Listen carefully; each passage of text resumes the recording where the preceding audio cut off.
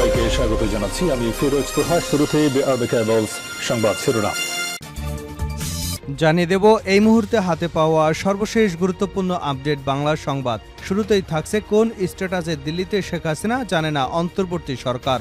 ছাত্র আন্দোলনের তোপের মুখে 5 আগস্ট প্রধানমন্ত্রীর পদ থেকে পদত্যাগ করে ভারতে পালিয়ে যান শেখ হাসিনা। তবে শেখ হাসিনা ভারতে কোন স্ট্যাটাসে রয়েছেন তা জানা নেই বাংলাদেশের অন্তর্বর্তী সরকারের। শুধু তাই নয়, শেখ হাসিনার সেখানে অবস্থানের বিষয় এখন পর্যন্ত দিল্লির কাছে আনুষ্ঠানিকভাবে জানতেও চায়নি ঢাকা। এবারে জানাবো গাজীপুরের শ্রীপুরে এক ব্যবসায়ীকে পিটিয়ে পা ভেঙে তার ফ্যামিলিকে টেনে হেঁচড়ে বাড়ি থেকে বের করে দিয়ে 5 তলা বাড়ি দখলে নেওয়ার অভিযোগ উঠেছে এক যুবদল নেতার বিরুদ্ধে। জানাবো বাংলাদেশকে 100 কোটি ইউরো সহায়তা দেবে জার্মানি। আগামী 10 বছর নবায়নযোগ্য জ্বালানি খাতে বাংলাদেশকে 1 মিলিয়ন বা 100 কোটি ইউরো সহায়তার প্রতিশ্রুতি দিয়েছে জার্মানি। এর মধ্যে চলতি বছরেই 1 কোটি 50 লাখ ইউরো দেওয়া হবে। মঙ্গলবার সচিবালয় জার্মানির রাষ্ট্রদূত আকিম ট্রস্টারের সঙ্গে বৈঠকের পর অন্তর্বর্তী সরকারের পরিবেশ, বন ও জলবায়ু পরিবর্তন এবং পানি সম্পদ বিষয়ক উপদেষ্টা সৈয়দা রিজওয়ানা হাসান এ বিষয়টি নিশ্চিত করেছেন। এদিকে 20,000 নেতাকর্মীর বিশাল বহর নিয়ে বিএনপির সমাবেশে আজাদ। নয়াপল্টনে অনুষ্ঠিত বিএনপির সমাবেশে নারায়ণগঞ্জের 2,500 উপজেলা থেকে কমপক্ষে 20,000-এরও বেশি নেতাকর্মী নিয়ে শোডাউন দেন বিএনপির ঢাকা বিভাগের সহ সাংগঠনিক সম্পাদক নজরুল ইসলাম আজাদ। মঙ্গলবার দুপুর 2:30টায় রাজধানীর দলের কেন্দ্রীয় কার্যালয়ের সামনে পবিত্র কোরআন তেলাওয়াতের মধ্য দিয়ে এ সমাবেশ শুরু হয়। জানিয়ে দেব যুব তাবলীগের ইবাদতখানা ভাঙচুর, যুবলীগ নেতা গ্রেপ্তার। চট্টগ্রামের রাউজান থানার মুনিরিয়া যুব তাবলীগের 2টি ইবাদতখানা ভাঙচুর এবং অগ্নিসংযোগের ঘটনায় গুজরা ইউনিয়ন যুবলীগের সভাপতি মোহাম্মদ আনোয়ার হোসেনকে গ্রেপ্তার করে র্যাব। মঙ্গলবার র্যাব 7-এর সিনিয়র সহকারী পরিচালক মোহাম্মদ শরীফুল আলম বিষয়টি নিশ্চিত করেছেন। এর আগে সোমবার রাত 8:45টার দিকে অভিযান চালিয়ে তাকে গ্রেপ্তার করা হয়। এবং সর্বশেষ জানাবো আন্তর্জাতিক সংবাদ। ভারতে মুসলিমদের দুর্দশা নিয়ে ইরানের বক্তব্য, দিল্লির ক্ষোভ। ভারতের সংখ্যালঘু মুসলিমদের দুর্দশা নিয়ে কথা বলেছেন মধ্যপ্রাচ্যের দেশ ইরানের সর্বোচ্চ ধর্মীয় নেতা আয়াতুল্লাহ আলী খামেনি। এদিকে তার এই বক্তব্যে ক্ষুব্ধ প্রতিক্রিয়া জানিয়েছে ভারত। পবিত্র ঈদে মিলাদুন্নবী উপলক্ষে সামাজিক যোগাযোগ মাধ্যম এক্সে গাজার পাশাপাশি ভারত মিয়ানমারে মুসলিমদের দুর্দশা নিয়ে বার্তা দেন খামেনি। পোস্টে তিনি লেখেন, আমরা যদি মিয়ানমার, গাজা, ভারত বা অন্য কোনো জায়গায় মুসলিমদের দুর্দশা সহ্য করে সেই সম্পর্কে উদাসীন থাকি, তবে আমরা নিজেদের মুসলিম হিসেবে বিবেচনা করতে পারি না। এতক্ষণ শিরোনাম শুনছিলেন, এবার বিস্তারিত। প্রিয় দর্শক, আপনি যদি এই চ্যানেলে নতুন হয়ে থাকেন, ভিডিওটি দেখতে দেখতে চ্যানেলটি সাবস্ক্রাইব করে আমাদের সঙ্গেই থাকুন।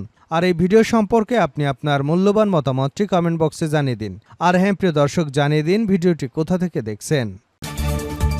কোন স্ট্যাটাসে দিল্লিতে শেখ হাসিনা জানেন না অন্তর্বর্তী সরকার। ছাত্র জনতার তোপের মুখে 5 আগস্ট প্রধানমন্ত্রীর পদ থেকে পদত্যাগ করে ভারতে পালিয়ে যান শেখ হাসিনা। তবে শেখ হাসিনা ভারতে কোন স্ট্যাটাসে রয়েছেন তা জানা নেই বাংলাদেশের অন্তর্বর্তী সরকারের। শুধু তাই নয়, শেখ হাসিনার সেখানে অবস্থানের বিষয় এখন পর্যন্ত দিল্লির কাছে আনুষ্ঠানিকভাবে জানতেও চায়নি ঢাকা। মঙ্গলবার পররাষ্ট্র উপদেষ্টা মোহাম্মদ তৌহিদ হোসেন এ তথ্য জানান। তিনি বলেন, শেখ হাসিনা কি স্ট্যাটাসে ভারতে রয়েছেন তা এখনও আনুষ্ঠানিকভাবে জানতে চায়নি বাংলাদেশ। এক প্রশ্নের জবাবে উপদেষ্টা বলেন, আমরা অফিসিয়ালি কিছু জানি না।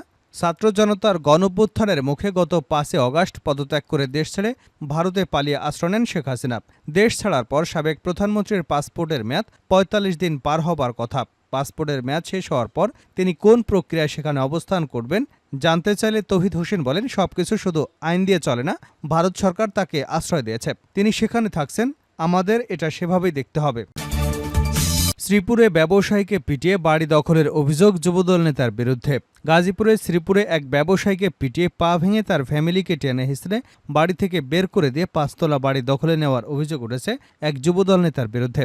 অভিযুক্ত সেলিম আহমেদ শ্রীপুর পৌর যুবদলের সিনিয়র যুগ্ম আহ্বায়ক এবং পৌর এলাকার 8 নং ওয়ার্ডের দারগারচালা গ্রামের আব্দুল মোতালেবের ছেলে।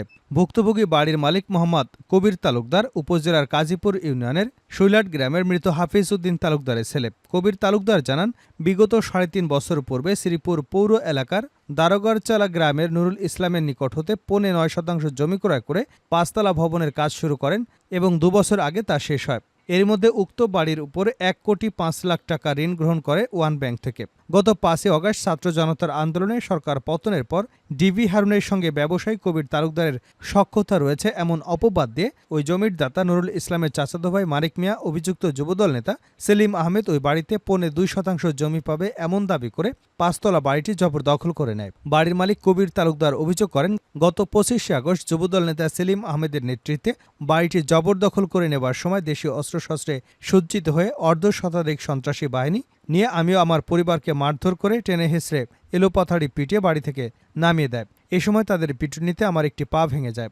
এছাড়া আইপিএস, টিভি, ফ্রিজ, বাড়ির নির্মাণ কাজের জন্য স্টককৃত রং, বৈদ্যুতিক সরঞ্জামাদি, আসবাবপত্র সহ 10 লক্ষাধিক টাকার মালামাল লুট করে নিয়ে যায়। তিনি আরও জানান, পরবর্তীতে ওই দখলদার যুবদল নেতা সেলিম আহমেদ আমার বাড়িতে না যাওয়ার জন্য আমাকে টেলিফোনে মেরে ফেলার হুমকি দেয়।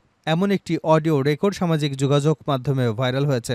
চলতি মাসের 10 তারিখে উক্ত বাড়ির ভাড়াটিয়াদের কাছ থেকে জোরপূর্বক 66,000 টাকা তুলে নিয়ে যায় সেলিম আহমেদ। এ ব্যাপারে ভুক্তভোগী কবির তালুকদার শ্রীপুর থানায় অভিযোগ দায়ের করেছেন। বাংলাদেশকে 100 কোটি ইউরো সহায়তা দেবে জার্মানি। আগামী 10 বছরে নবায়নযোগ্য জ্বালানি খাতে বাংলাদেশকে 1 মিলিয়ন বা 100 কোটি ইউরো সহায়তার প্রতিশ্রুতি দিয়েছে জার্মানি। এর মধ্যে চলতি বছরই 1,50,00,000 ইউরো দেওয়া হবে। মঙ্গলবার সচিবালয়ে জার্মানির রাষ্ট্রদূত আকিম স্ট্রাচারের সঙ্গে বৈঠকের পর অন্তর্বর্তী সরকারের পরিবেশ, বন ও জলবায়ু পরিবর্তন এবং পানি সম্পদ বিষয়ক উপদেষ্টা সৈয়দা রেজওয়ানা হাসান বিষয়টি নিশ্চিত করেছেন। সৈয়দা রেজওয়ানা হাসান বলেন, এই সহযোগিতার আওতায় ক্ষুদ্র জাতিসত্তা, নারী ও যুব সমাজকে অন্তর্ভুক্ত করা হবে এবং একটি বহুপাক্ষীয় অংশীদারিত্বমূলক পদ্ধতির মাধ্যমে কাজ করা হবে। তিনি পরিবেশ, জলবায়ু বিষয়ক খাতে জার্মানির ধারাবাহিক সহযোগিতার জন্য রাষ্ট্রদূতকে ধন্যবাদ জানান। তিনি বৈশ্বিক জলবায়ু চ্যালেঞ্জ মোকাবেলায় আন্তর্জাতিক সহযোগিতার প্রয়োজনীয়তার উপর জোর দেন এবং টেকসই বন ব্যবস্থাপনার গুরুত্ব তুলে ধরেন।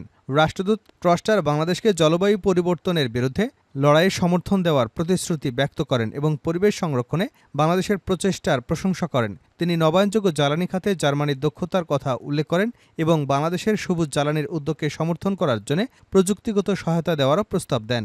বৈঠকে উভয় পক্ষ নদী পরিষ্কার, পরিবেশ সংরক্ষণ এবং জলবায়ু পরিবর্তন প্রমোশনের ক্ষেত্রে দ্বিপাক্ষিক সহযোগিতা জোরদারের বিষয়ে আলোচনা করেন। টেকসই উন্নয়ন প্রকল্প, সবুজ প্রযুক্তি গ্রহণ এবং পরিবেশ ও জলবায়ু সম্পর্কিত চ্যালেঞ্জ মোকাবেলায় সম্ভাব্য সহযোগিতা নিয়েও আলোচনা হয়। 20,000 নেতাকর্মী নিয়ে বিএনপির সমাবেশে আজাদ। নয়াপল্টনে অনুষ্ঠিত বিএনপির সমাবেশে নারায়ণগঞ্জের 2,500 উপজেলা থেকে কমপক্ষে 20,000-এরও বেশি নেতাকর্মী নিয়ে শোডাউনে যোগ দেন বিএনপির ঢাকা বিভাগের সহ সাংগঠনিক সম্পাদক নজরুল ইসলাম আজাদ। মঙ্গলবার দুপুর 2:30টায় রাজধানীর দলের কেন্দ্রীয় কার্যালয়ের সামনে পবিত্র কোরআন তেলাওয়াতের মাধ্যমে এই সমাবেশ শুরু হয়। দুপুর 12টার আগে থেকেই ঢাকার বিভিন্ন ওয়ার্ড এবং থানা বিএনপি ও এর অঙ্গ ও সহযোগী সংগঠনের হাজার হাজার নেতাকর্মী খণ্ড খণ্ড মিছিল নিয়ে আসতে শুরু করেন। তারা হাতে দলীয় ও জাতীয় পতাকা, ব্যানার ও ফেস্টুন নিয়ে অংশগ্রহণ করেন। মাথায় হলুদ ও লাল রঙের ক্যাপ পরে নেতাকর্মীরা সমাবেশে আসেন। আন্তর্জাতিক গণতন্ত্র দিবস উপলক্ষে এই সমাবেশের আয়োজন করে বিএনপি। দীর্ঘদিন পর মুক্ত পরিবেশে কোনো বাধা ছাড়াই সমাবেশে নেতাকর্মীদের ঢল নামে। রাজধানীর বিভিন্ন এলাকা থেকে মিছিল নিয়ে সমাবেশে যোগ দেন বিএনপি এবং এর অঙ্গ ও সহযোগী সংগঠনের নেতাকর্মীরা। পাশাপাশি ঢাকা বিভাগের বিভিন্ন জেলা এবং উপজেলা থেকে বিএনপি এবং এর অঙ্গ সংগঠনের হাজার হাজার নেতাকর্মী অংশগ্রহণ করেন। তাদের বিভিন্ন স্লোগানে পুরো নয়াপল্টন এলাকা মুখরিত হয়ে ওঠে।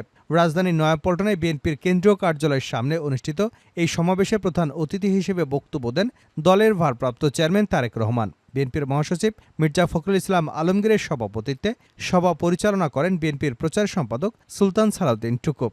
ঢাকা মহানগর উত্তর বিএনপির সদস্য সচিব আমিনুল হক ও ঢাকা মহানগর দক্ষিণের সদস্য সচিব তানবীর আহমেদ রবিন। নজরুল ইসলাম আজাদ বলেন, দীর্ঘদিন পর স্বৈরাচার শেখ হাসিনা মুক্ত হয়েছে বাংলাদেশ, দেশের মানুষ মুক্তভাবে নিঃশ্বাস নিতে পারছে। সেজন্য তারা স্বতঃস্ফূর্তভাবে বিএনপির সমাবেশে যোগ দিয়েছেন।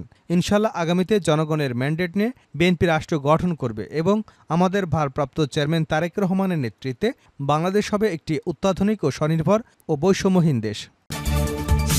শেষ করছে আন্তর্জাতিক সংবাদ দিয়ে ভারতের মুসলিমদের দুর্দশা নিয়ে ইরানের বক্তব্যে দিল্লির ক্ষোভ। ভারতের সংখ্যালঘু মুসলিমদের দুর্দশা নিয়ে কথা বলেছে মধ্যপ্রাচ্যের দেশ ইরানের সর্বোচ্চ ধর্মীয় নেতা আয়াতুল্লাহ আলী খামেনি। এদিকে তার এই বক্তব্যে ক্ষুব্ধ প্রতিক্রিয়া জানিয়েছে ভারত। পবিত্র ঈদে মিলাদুন্নবী উপলক্ষে সামাজিক যোগাযোগ মাধ্যম এক্সে গাজার পাশাপাশি ভারত ও মিয়ানমারে মুসলিমদের দুর্দশা নিয়ে বার্তা দেন খামেনি। পোস্টে তিনি লেখেন, আমরা যদি মিয়ানমার, গাজা, ভারত বা অন্য যে কোনো জায়গায় মুসলিমদের দুর্দশা সহ্য করে সে সম্পর্কে উদাসীন থাকি, তবে আমরা নিজেদের মুসলিম হিসেবে বিবেচিত করতে পারি না। তিনি আরও উল্লেখ করেন, ইসলামের শত্রুরা সর্বদাই ইসলামিক উম্মাহ হিসেবে অভিন্ন পরিচয়ের ব্যাপারে আমাদের উদাসীন করবার চেষ্টা করেছে। এদিকে আয়াতুল্লাহ আলী খামেনির এই পোস্টে ক্ষুব্ধ হয়েছে ভারত। এমনকি তার বক্তব্য অগ্রহণযোগ্য বলেও মন্তব্য করেছে ভারতের পররাষ্ট্র মন্ত্রণালয়। এক বিবৃতিতে ভারতের পররাষ্ট্র মন্ত্রণালয় বলেছে, আমরা ইরানের সর্বোচ্চ নেতার ভারতের সংখ্যালঘুদের বিষয়ে করা মন্তব্যের তীব্র নিন্দা জানাই। বিবৃতিতে আরও দাবি করা হয়, এগুলো ভুল তথ্য এবং অগ্রহণযোগ্য। সংখ্যালঘুদের বিষয়ে মন্তব্যকারী দেশগুলোকে